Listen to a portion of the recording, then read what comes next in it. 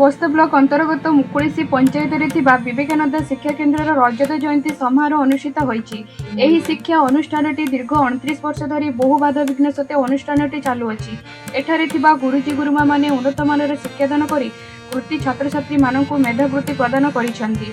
एही रजत जयंती समारोह रे मुख्य अतिथि भाव में बस्ता मान्यवर विधायक श्रीजुक्त नित्यानंद साहू तांको वक्तव्य कहिथिले जे एही अनुष्ठान संपादक सरोज प्रधान को धन्यवाद देइथिले एवं एही अनुष्ठान छात्र छात्री माने आज किए वैज्ञानिक तो किए डाक्तर किए शिक्षक होई परिछंती एवं एमिति आगु एही अनुष्ठान चालू रही थाउ प्रभु जगन्नाथ को निकटरे मोर प्रार्थना।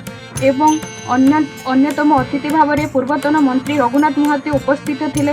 अवसर प्राप्त उपजिलापाल अजित कुमार प्रधान सभापतित्व करथिले। मंच परिचालना करथिले पूर्वतन प्रधान आचार्य अनंत प्रधान। मुकुलिसरू आमगा टीवी सोनालिका महापात्र रिपोर्ट।